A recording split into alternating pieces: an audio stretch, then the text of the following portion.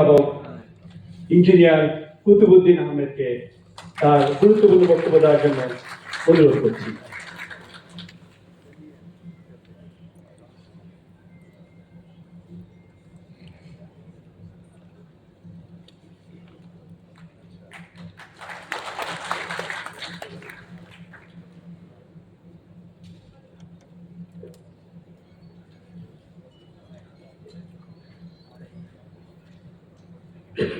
বিসমিল্লাহির রহমানির রহিম। আসসালামু আলাইকুম।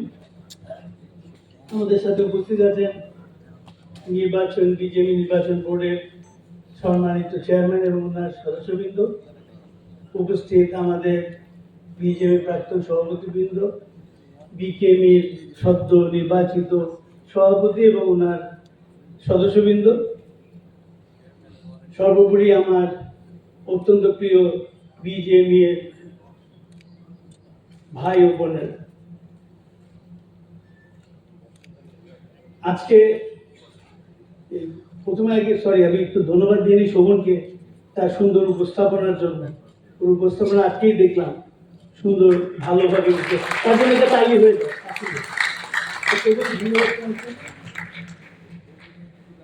শোভন বললো যে আমি খুব একটা গুরুত্বপূর্ণ বক্তব্য দেবো, আসলে এটা সত্য না। সত্য কথাটাই বলি, বক্তব্যটা তো আগেও দিইনি, দিতেও পারিনি কোনোদিন, আজকেও পারবো বলে মনে হয়। বাট কিছু কথাগুলো বলি যেগুলো আমার মনে হয় যে আমাদের যারা নতুন বিজেপির সদস্য আছে তাদের জানা দরকার। সম্মিলিত পরিষদের ইতিহাসটা কিন্তু অনেক গভীর। সেই 84 সালে 85 সালে আমরা যখন বিজেপিতে ব্যবসা শুরু করি, তখন অনেকেই আমার সাথে ব্যবসা শুরু করেছে। তখন আজকে টিউবাই সেপার উনি শুরু করেছিলেন একসাথেই। তারপর আমাদের প্যাসিফিক দিয়েছেন আসিফ ভাই, উনিও 84 সালে ব্যবসা শুরু করেছিলেন, তাকে যদি ভুল না বলে থাকি। এরকম অনেকেই আছে যারা 84 সাল থেকে আমরা ব্যবসা করি। তারপর একদিন তো মোশাররফ ভাই প্রেসিডেন্ট ছিলেন এবং আমরা চিন্তা করলাম যে আমাদের একটা নিজস্ব দল থাকা ভালো, যে সম্ভাবনা আমরা যারা পৃষ্ঠপোষক আছি তাদের একটা দল থাকলে আমরা হয়তো বিজেপিকে আরো ভালোভাবে সাহায্য করতে পারবো, সহযোগিতা করতে পারবো। এবং সেই লক্ষ্যেই কিন্তু আমরা রেদওয়ান ভাই, কুদ্দুস ভাই অনেক পায়োনিয়ার ছিলেন। আজকে আমরা প্রয়াত কুদ্দুস ভাই আমাদের মাঝে নাই, কিন্তু ওনার শ্রদ্ধার সাথে স্মরণ করি। ওনার অনেক অবদান আছে এই সম্মিলিত পরিষদে। যখনই কোনো ক্রাইসিস হতো কুদ্দুস ভাই কিন্তু অনেক সমাধান দিত, বাট ওনার বুদ্ধি ছিল প্রখর। তো উনি ওনার মতো করে আমাদের সবসময় একটা সাহস জুগিয়েছে, এটা অনেকটা বড় ভাইয়ের মতো। আমাদের সম্মিলিত পরিষদ তখনই মোশাররফ ভাই তখন সম্ভবত ফোরাম হিসাবে পরিচিত ছিলেন, এবং ফোরাম না, কোনো পরিষদ ছিল না তখন। তো ফোরাম তখন আমাদের এগেনস্টে দাঁড়ায় ইলেকশনে। এত নাম মুখস্থ না, এই কোভিডের কারণে অনেক কিছু ভুলে গেছে। তো এখন এগুলো টপিকসটা ইম্পর্টেন্ট, নামগুলো আপনারা এগুলা চিন্তা করেন না, এসে মিলতে নাও পারে, আমি আগে ক্ষমা চেয়ে নিই। তো এইসব নামটা আমি এগুলো বলি না, বাট আমরা সম্মিলিত পরিষদ তখন করি এবং নিরঙ্কুশ সংখ্যাগরিষ্ঠ পেয়ে আমাদের সমস্ত যাত্রা শুরু হয়। রেদওয়ান ভাইকে আমরা চেয়ারম্যান, সম্মিলিত পরিষদের সভাপতি নির্বাচিত করি। পরবর্তীতে কুদ্দুস ভাই আসেন। কুদ্দুস ভাইও তার সমমহিমায় উজ্জ্বল ছিলেন, অনেক কাজ করেছে, বিজেপিকে একটা নতুন ডাইমেনশন দিয়েছিলেন। রেদওয়ান ভাই অনেক সাহসিকতার সাথে বিজেপি করেছিলেন, যদি তখন বিএনপি সম্ভবত ক্ষমতায় ছিল। তারপরেও তিনি তখনকার সময় মাননীয় প্রধানমন্ত্রী বেগম খালেদা জিয়ার কাছে অত্যন্ত দৃঢ়ভাবে কিছু দাবি তুলেছিলেন, যেগুলা এখনকার কোনো রাজনৈতিক নেতা করতে পারবে না, আমি মনে করি না। তো সেই ক্ষেত্রে রেদওয়ান ভাইটাও অনেক গুরুত্ব বহন করে। তারপরে পরবর্তীতে এক এক করে আসে বোধহয় সিনহা ভাই, তারপরে আমি, তারপরে টিপু ভাই, মনির ভাই, ফজলু ভাই ইত্যাদি। এক এক করে আমরা 11 জন সম্মিলিত পরিষদ থেকে নির্বাচিত হই এ পর্যন্ত।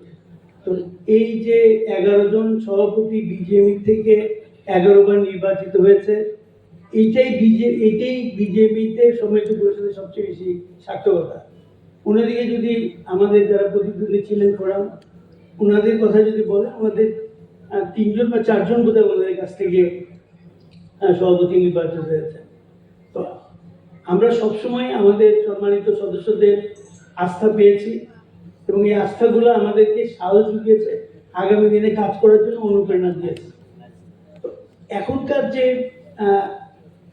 আমাদের যারা প্রার্থী হয়েছেন, আমাদের যে সভাপতি, আমরা যাকে প্যানেল লিডার বলি, প্যানেল লিডার যাকে আমরা নির্বাচিত করেছি, জনাব আবুল কালাম, অত্যন্ত পরীক্ষিত একজন লোক, অনেক দিন ধরে বিজেপির সাথে জড়িত, সবাইকেই সবসময় সহযোগিতা করে আসছে। বিশেষ করে আমার মনে আছে, আমার ইলেকশনের সময় উনি কিছু অনুষ্ঠানও উনি স্পন্সর করেছিলেন এবং তারপরেও আর্থিক সহায়তাও দিয়েছিলেন। আমি কৃতজ্ঞতার সাথে স্মরণ করি এবং আমি মনে করি যে এরকম পরীক্ষিত যারা আছে এবং সাথে কারা আছে, আপনার একটা প্যানেল যদি ভালো কাজ করতে হয় তাহলে প্যানেলে ভালো সদস্য লাগে। যদি আমাকে জিজ্ঞেস করেন যে এত বছর তো দেখলেন বিজেপিকে, সবচেয়ে ভালো প্যানেল কোনটা, আমি বলবো এই প্যানেলটা। এই প্যানেলটা কেন সবচেয়ে ভালো সেটারও যুক্তি আছে। চিটাঙের দিকে যদি আমরা প্রথমে তাকাই, চিটাঙে দেখবেন তোয়েব সাহেব বা তোয়েব ভাই আমি যারা বলি, উনি একজন পরীক্ষিত সংগ্রামী বিজেপি নেতা। যখনই চিটাঙে কোনো সমস্যা হয়েছে ওনাকে সবার আগে পাওয়া গেছে এবং সফল ব্যবসায়ী, একজন সফল পৃষ্ঠপোষক। তারপর উনি বিভিন্ন অর্গানাইজেশনের নেতৃত্ব দিয়েছে, ওনার পরীক্ষিত নেতৃত্ব আছে। তারপর সাথে যারা আছে তারা আরো বেশি উজ্জ্বল এবং চিটাঙের এই প্যানেল চিটাঙের ইতিহাসে বেস্ট প্যানেল। আপনি যে কোনো দিকে করতে পারেন, এর চেয়ে ভালো প্যানেল কেউ তৈরি করতে পারবেন না।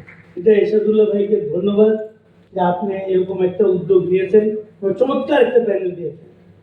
আমরা প্রথম দিকে দ্বিধাদ্বন্দ্বে ছিলাম একটু ইলেকশন নিয়ে, বাট আমি মনে করি যে প্যানেল দেওয়া হয়েছে এবং এবার সে ঢাকার কথায়, ঢাকায় আপনারা আবুল কালামের নেতৃত্বে যে প্যানেল দেখছেন, তার মধ্যে প্যানেলের ফরওয়ার্ডে কারা খেলতে দেখে, ফরওয়ার্ডে খেলা ফারুক হাসান, পরীক্ষিত একজন ভালো সফল প্রেসিডেন্ট। আমার যদি বলেন ওয়ান অফ দি বেস্ট, আমার কাছে আমার রিডিংয়ে he could be the best also. তো ফারুক হাসান একটা স্বল্পকালীন সময়ে রফিক ছিল, রফিক তার প্রজ্ঞা এবং তার মেধা দিয়ে তার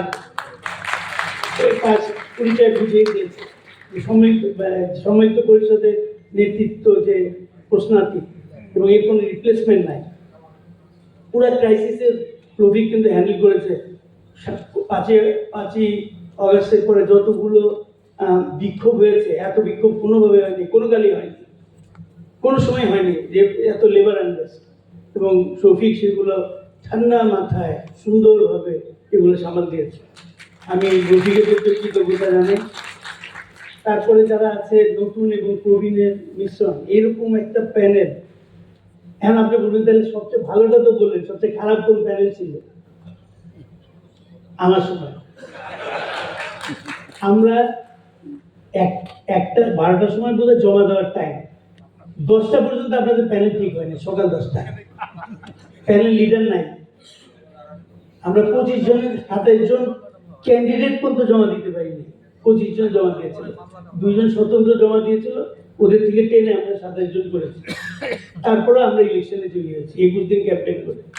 সবচেয়ে উইক ক্যান্ডিডেট আমাদের ছিল।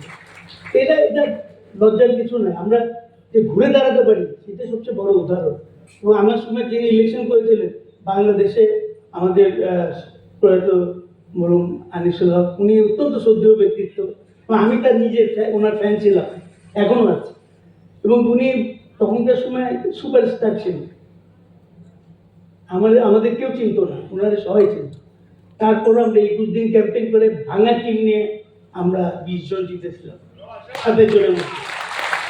তো সম্মিলিত পরিষদের ইতিহাস অনেক, যদি এগুলো বলতে যে রাত শেষ হয়ে যাবে, এত কিছু তো বলা যাবে না। এইটুকু বলতে পারি, আপনারা আপনাদের সম্পূর্ণ আস্থা রাখতে পারে সম্মিলিত পরিষদের প্রতি। এই 35 থেকে 70 কোনো সাথে ভুলবেন না। একটা ভোট এদিক ওদিক করে না, তাহলে কিন্তু হয়তো একজনের জন্য হয়তো আমরা হয়তো প্রেসিডেন্ট করতে পারবো না, এরকম হতে পারে। ইলেকশন এবং নির্বাচন, আমাদের বিজেপি নির্বাচন পরিষদের সম্মানিত চেয়ারম্যান আছে এখানে, উনি যে অ্যাপিলগুলো করেছেন কাইন্ডলি এটা ফলো করবেন। আমরা একটা পরিচ্ছন্ন, প্রশ্নাতীত এবং একটা কি বল ট্রান্সপারেন্ট একটা ইলেকশন চাই। এটা একদম মাস্ট। সবাই সহযোগিতা করবেন ওনাদের। এটা কোনো সাথে কার্যকর করবেন। এটা মানে আমাদের দেখে যদি কেউ যদি শিক্ষা নেয়, তাহলে যেন এটার থেকে শিক্ষা নেয়। বিজেপি ইলেকশনটার দিকে সবাই তাকিয়ে আছে। অন্তর্বর্তী সরকারের বিকেএমই ইলেকশন আছে, বিকেএমইতে তো অত ক্যান্ডিডেট ছিল না, but this is very strong election going on. So এখানে দুইটা প্রতিদ্বন্দ্বী কিন্তু সমানে সমানে ফাইট করবে। সো এই জন্য আমরা চেষ্টা করব আমাদের সম্পূর্ণ সহযোগিতা ওনার দিকে বাড়িয়ে দেওয়ার জন্য, এবং এটা যদি হয় আমরা একটা নতুন দৃষ্টান্ত স্থাপন করব। আমি একটু অন্য কিছু বলবো না, শুধু একটু একটা কথাই বলে শেষ করতে চাই। সেটা হলো যে আমরা অন্তর্বর্তীকালীন সরকার বা আমাদের যত রাজনৈতিক দল আছেন, এখানে অনেকে আছেন যারা বিভিন্ন রাজনৈতিক দলের সাথে যুক্ত, এক একজন এক এক দলের সাথে যুক্ত। আমার সবার প্রতি অনেক অনেক শ্রদ্ধা। তারপরেও বলি, এই যে দেশের শিল্পগুলো আনঅ্যাটেন্ডেড, এত ধুকে ধুকে অনেক গার্মেন্টস শিল্প, আপনারা জানেন কিনা জানি না, আমি জানি, আমার অনেকে ফোন করে তাদের গার্মেন্টসগুলো বন্ধ হয়ে গেছে অথবা যাচ্ছে। তারা থ্রেটের মধ্যে থাকে, বেতন না দিলে পুলিশ ধরে নিয়ে যাবে, আগে ধরে নিয়ে যাবে। এবং এই যে 15% ইন্টারেস্ট দিয়ে কোনো ব্যবসা হয় না। আয়ের 15% দিয়ে পৃথিবীতে কেউ ব্যবসা করে না। আপনি যে কোনো দেশে চ্যালেঞ্জ দিয়ে বলতে পারেন, খোঁজ নিতে পারেন, কোনো ব্যবসা ফেজিবল হবে না। তো আমাদের এই ব্যবসায়ীদের সমস্যাগুলো অ্যাটেন্ড করার জন্য না অন্তর্বর্তীকালীন সরকার কিছু কথা বলে, না রাজনীতিবিদরা কোনো কথা বলে। অত্যন্ত দুঃখের সঙ্গে এটা বলছি। আমাদের অ্যাপিল থাকবে অন্তর্বর্তীকালীন সরকারের প্রতি, আপনার অবিলম্বে একটা আপনারা যেরকম বিদেশি ইনভেস্টরদের জন্য একটা সুন্দর অনুষ্ঠান করেছেন, যেটা আমরা সাধুবাদ জানাই। অ্যাট দ্য সেম টাইম দেশে শিল্প উদ্যোক্তাদের জন্য একটা কিছু করে, সেটা আমরা সবচেয়ে বেশি সাধুবাদ জানাই। দেশের শিল্প উদ্যোক্তারা এগিয়ে না আসলে বিদেশি শিল্প উদ্যোক্তারা কোনো দিন আসবে না। এটা সুদূর পড়া হবে, এটা বলার অপেক্ষা আছে। এরকম আমরা আবারও অ্যাপিল করছি অন্তর্বর্তীকালীন সরকারের কাছে এবং আমাদের যারা এই যে রাজনৈতিক দলগুলো আছে ওনাদের কাছে প্রচন্ডভাবে অ্যাপিল করছি যে আপনারা শুধু গার্মেন্ট শিল্পরা, সব শিল্পের কথাই কিন্তু বলছে, স্থবির হয়ে আছে। আপনারা দেখেন একটা পর একটা বন্ধ হচ্ছে। একটা চাকরি একটা পরিবারের জন্য যে কি প্রশান্তি বয়ে আনে, একটা চাকরি চলে যাওয়া একটা পরিবারের জন্য কি অভিশাপ। এটা যেই পরিবারের আয় করার ক্ষমতা হারায়, শুধু সেই পরিবারটাই বুঝে। তো আমার বক্তব্য এটাই থাকলো, আপনারা 36 থেকে 70 এটা মুখস্থ করতে করতে যাবেন বাসায়, আর 31 তারিখে তিলটা মেলে ভুলে যান, অসুবিধা নেই। থ্যাংক ইউ, অনেক ধন্যবাদ আমার কথা শোনার জন্য।